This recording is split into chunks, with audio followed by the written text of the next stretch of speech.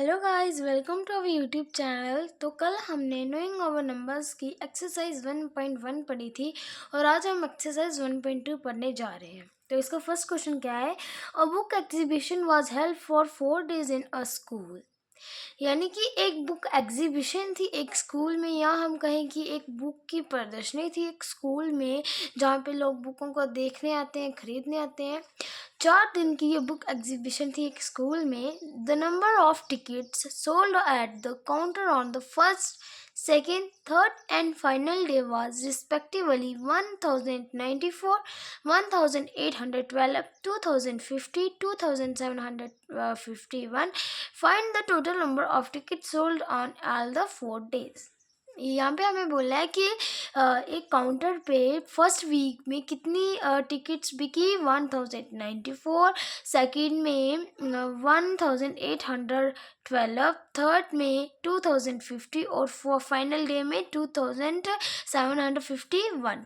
अब हमें निकालना है टोटल नंबर ऑफ टिकट्स जो थी वो टोटल नंबर ऑफ टिकट्स कितनी बिकी पूरे 4 दिन में। तो अब हमें कैसे निकालना है? सबसे पहले फर्स्ट डे में कितनी टिकट्स बिकी?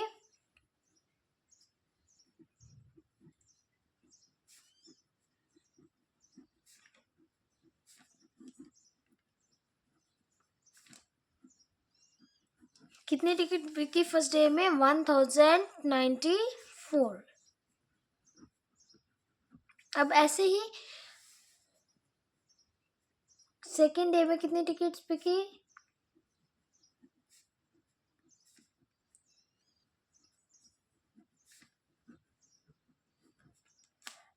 1812। अब थर्ड डे में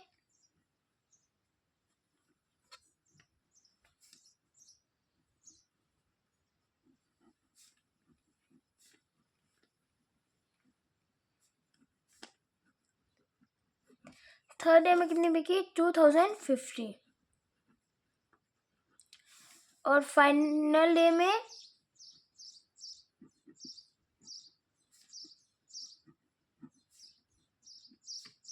हम यहाँ पे फाइनल भी लिख सकते हैं, फोर्थ भी, क्योंकि यहाँ पे सबसे पहले फर्स्ट, सेकंड, थर्ड और फाइनल यानी कि फोर्थ डे।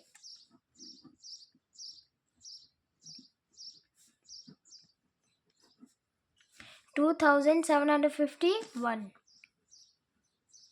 अब हमें पूछा है कि टोटल नंबर ऑफ टिकट निकालनी है कि 4 दिन में कितने बिकी। तो अब हम लिखेंगे therefore total number of tickets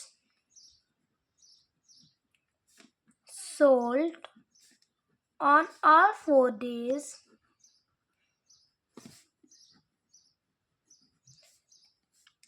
first में कितनी बिकी थी? 1094।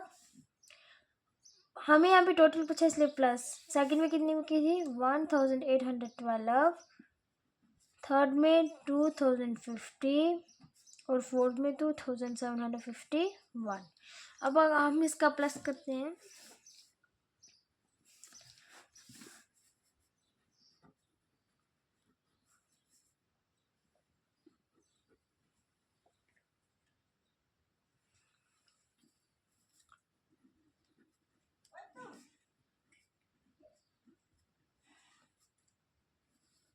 फोर और 2 6, 6 और 1 7,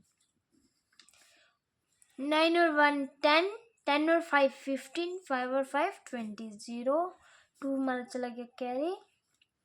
8 और 2 कितने होते हैं? 10, 10 और 7 17, 7 1 चला गया हमारा कैरी। 2 और 2 4 5 6 7। तो कितने आ गए? 7707। अब हमारा नेक्स्ट क्वेश्चन क्या है? अब हमारा नेक्स्ट क्वेश्चन है, Shekhar is a famous cricket player. He has so far scored 6,980 runs in test matches. He wishes to complete 10,000 runs. How much more runs does he need? अब यहाँ पे बोला है कि शेखर जो है वो बहुत ही एक प्रसिद्ध क्रिकेट प्लेयर है और उसने अब तक 6,980 रन्स बना लिए हैं टेस्ट मैचेस में। अब वो चाहता है कि वो 10,000 रन जो है वो क्या करे, कंप्लीट करे। अब उसको how many more runs does he need, अब उसको और कितने रन्स की ज़रूरत है। अब कितने रन शेखर ने कितने रन अभी तक ले लिए थे। नंबर ऑफ रन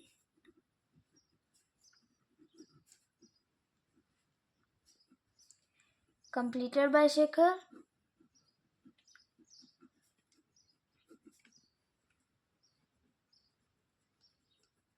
कितने रन थे, 6,980।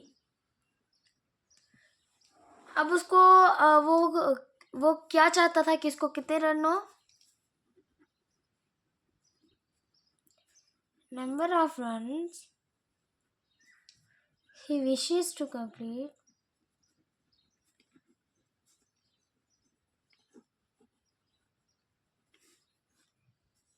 10,000। अब हमें निकालना है कि उसको कितने रन चाहिए। तो therefore number of run required, अब हमें निकालना था कि इसको कितने रन चाहिए, इसलिए हमें उसको माइनस कर देना है। 10,000 से माइनस कर देना है जितने उसने पहले लिए थे। तो कितने लिए थे, 6,980। अब इसको माइनस कर लेंगे।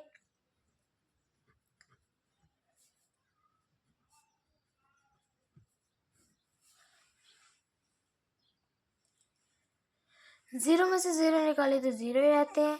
फिर हमने समझ लो हमने इस 10 से हमने एक इधर ले लिया। यहाँ पे कितने बच गए, 9। यहाँ पे 10 थे, हमने यहाँ से एक इधर ले लिया। यहाँ पे कितने हो गए, 10 हो गए।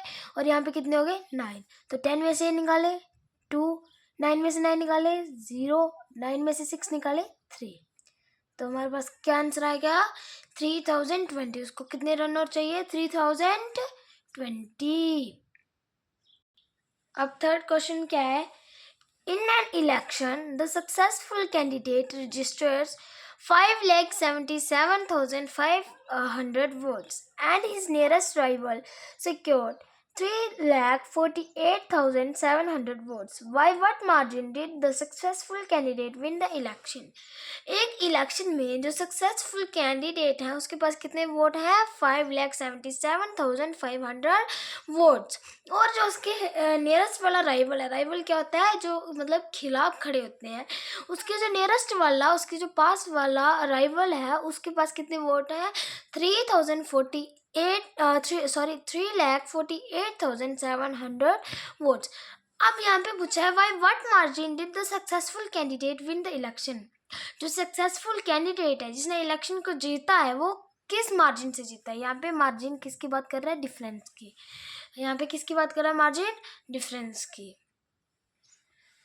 तो कितने वोट थे सक्सेसफुल कैंडिडेट के पास, number of votes secured by successful candidate कितने थे, 5,77,500 वोट। अब नंबर ऑफ वोट्स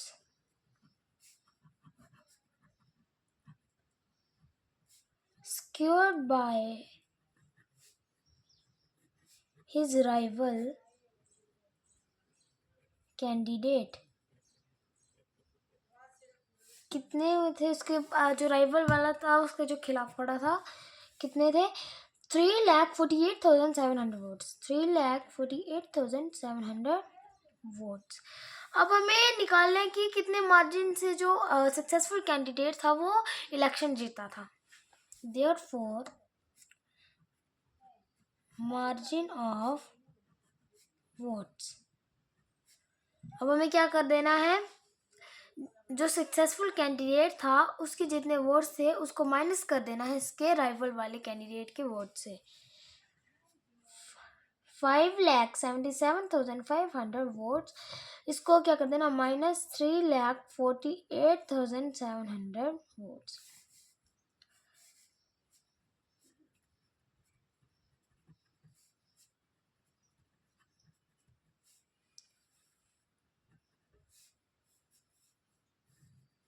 अब 0 में से 0, 0 में से 0। अब 5 में से 7 तो कट होते नहीं है, इसलिए हमने 7 में से कितने ले लिया, कितने हो गए 15। अब 15 में से 7 निकाले तो कितने बचते हैं,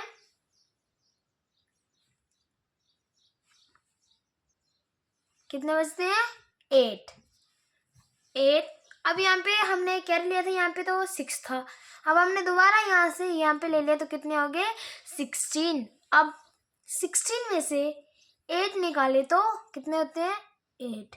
अब यहाँ पे था 6 में से 4 निकाले तो 2, 5 में से 3 निकाले तो 2।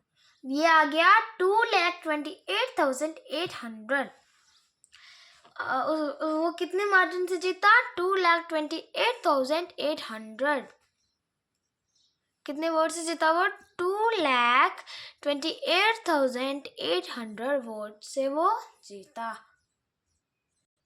अब फोर्थ क्वेश्चन क्या है, Kriti book store sold books worth ₹2,85,891 in the first week of June. एक कृति बुक स्टोर है, उसने फर्स्ट वीक, जून का जो फर्स्ट वीक है उसमें उसने बुक सोल्ड की कितने रुपीज़ की, 2,85,891। The book store sold books worth ₹4,768 in the second week of the month। और उसने मंथ के दूसरे वीक में कितनी बुक सोल्ड की, 4,768 books. How much was the sale for the 2 weeks together. कि कितनी सेल होती है अगर हम दोनों वीक्स को एक साथ जोड़ दें या जोड़ने यानी कि प्लस कर दें। In which week was the sale greater. कौन से वीक में जो सेल है वो ज़्यादा हुई, एंड वाई हाउ मच, और कैसे हुई। अब उसने पहले हफ्ते जून के महीने में उसने पहले हफ्ते कितनी बुक्स बेची, worth of books sold in first week कितनी थी रुपीज, 2,85,891, 2,85,891। अब दूसरे हफ्ते में worth of books sold in second week कितनी थी, रुपीज 4,768, 4,768। अब हमें बोला था कि अगर हम how much was the sale for the, कितनी सेल होगी अगर हम दोनों हफ्तों को एक साथ जोड़ दें। तो अब हम कैसे लिखेंगे, total sale of the 2 week is equals to, अब हम क्या कर देंगे, इन दोनों हफ्तों को प्लस कर दें। अब हमने क्या कर देना है, दोनों हफ्तों को प्लस कर देना है। तो फर्स्ट क्या था, 2,85,891। ये कौन से आ गई, फर्स्ट वीक की, सेकेंड वीक की क्या थी, 4,768। अब हम इनको प्लस कर देंगे,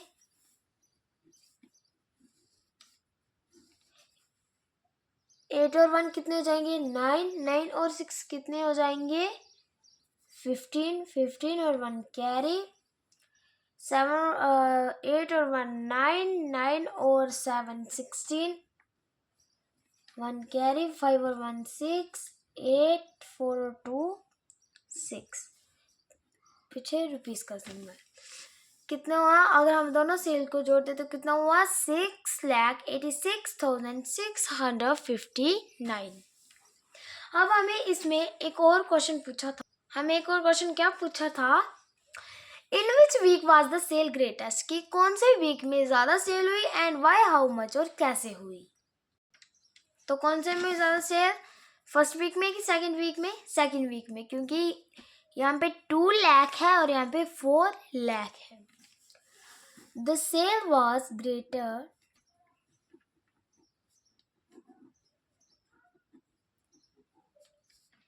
in the second week. In the second week. अब हमें क्या करना है, अब हमें माइनस कर देना है जो कि ग्रेटर जो मतलब जो जहाँ पे सेल जो है वो ज़्यादा हुई है, तो सेल कुछ में इसमें हुई है। अब हमें सेकंड वीक को माइनस कर देना है फर्स्ट वीक से। Week Y 4,768 minus 2,85,891।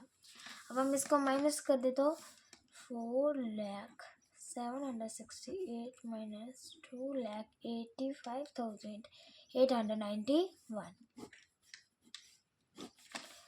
8 में से 1 निकाले 7।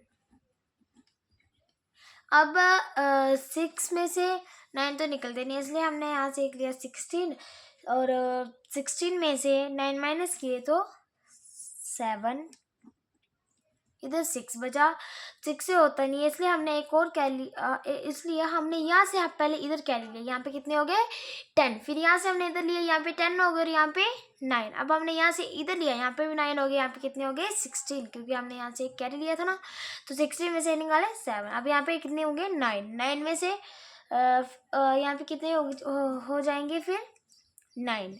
अब 9 में से 5 निकाले तो 4, 9 में से 8 निकाले तो 1, यहाँ पे हमने ले लिया था 3 में से 2 निकाले तो 1, क्या आ जाएगा इक्वल टू 1,14,877 रुपीज़, 1,14,877।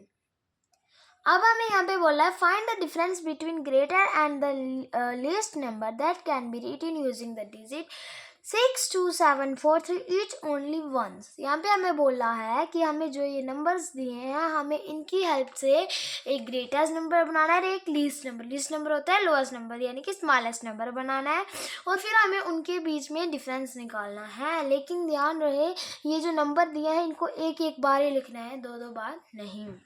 सबसे पहले हमें ग्रेटेस्ट नंबर बनाना है।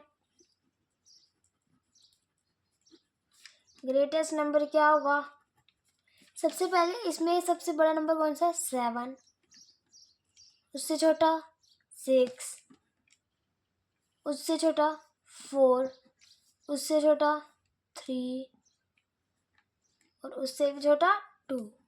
अब हमें बनाना लीस्ट नंबर, सबसे छोटा 2, उससे बड़ा 3, उससे बड़ा 4, उससे 6 और उससे भी बड़ा 7। अब हमें क्या करना है, इन दोनों के बीच डिफरेंस निकालना है।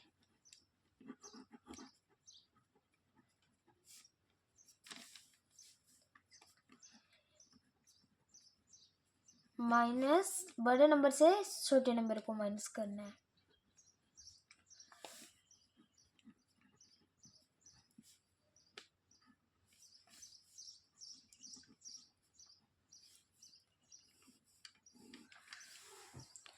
अब ऐसे तो माइनस होता नहीं, यहाँ से क्या लिया 12, 12 में से 7 निकाली तो कितने बचते हैं 5, इधर 2 बचा, इधर से क्या लिया 12, 12 यहाँ पे 2 था इसलिए यहाँ पे एक क्या लिया 12, 12 में से 6 निकाले तो 6, यहाँ पे 4, यहाँ पे अब 3 हो गया क्योंकि हमने कैरी ले लिया। यहाँ से एक और कैरी लिया 13 और 13 में से 4 निकाले तो 9, यहाँ पे बच गया 5, 5 में से 3 निकाले तो 2, 7 में से 2 निकाले तो 5। हमारे पास क्या नंबर आ गया 52,965। अब हमारे पास 6th क्वेश्चन क्या है, अ machine on an average manufacture 2825 screws a day. How many screws did it produce in the month of January 2006? अब हमें बोला है कि एक मशीन लगभग 2825 स्क्रूज बना देती है एक दिन में. अब हमें पूछा है कि वो कितने स्क्रूज बना सकती है एक महीने, जनवरी महीने में वो कितने स्क्रूज बना सकती है. अब हमें इसको निकालने के लिए सबसे पहले जो जनवरी का मंथ होता है, कितने डेज होती है उसकी, हैज 31 डेज. अब उसके बाद number of screws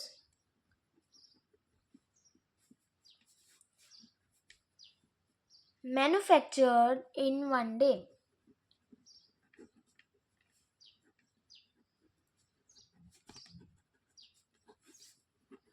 one day में वो कितने मैन्युफैक्चर करती है, कितने बनाती है, 2825. अब number of screws manufactured in 31 days, क्योंकि जनवरी महीने में कितने दिन होते हैं, 31 डेज.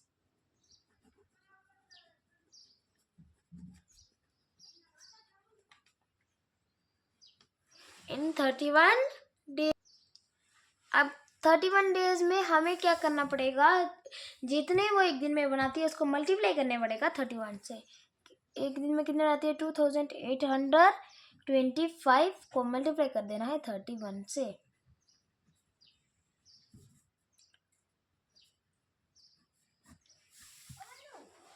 5 1 जा 1 5 जा 5, 1 2 जा 2, 1 8 जा 8, 1 2 जा 2. मल्टीप्लाई 3 5 जा कितने आते हैं, 15, 5 1 कैरी, 3 1 जा 3, 3 2 जा 6 6 और 1 7. 3 1 जा 3 2 जा 6, 3 3 जा 9, 3 4 जा 12, 3 1 जा 15, 3 6 जा 18, 3 7 जा 21, 3 8 जा 24, 4 2 कैरी, 3 2 जा 3 1 जा 3, 3 2 जा 6, 6 और 2 8. अब इसको प्लस कर ले, 5 5 और 2 7, 8 और 7 15, 5 और 1 कैरी, 4 और 2 6, 6 और 1 7 8. कितने स्क्रूज करती है 31 डेज में, क्या कितने स्क्रूज कर सकती है, 87,575 स्क्रूज.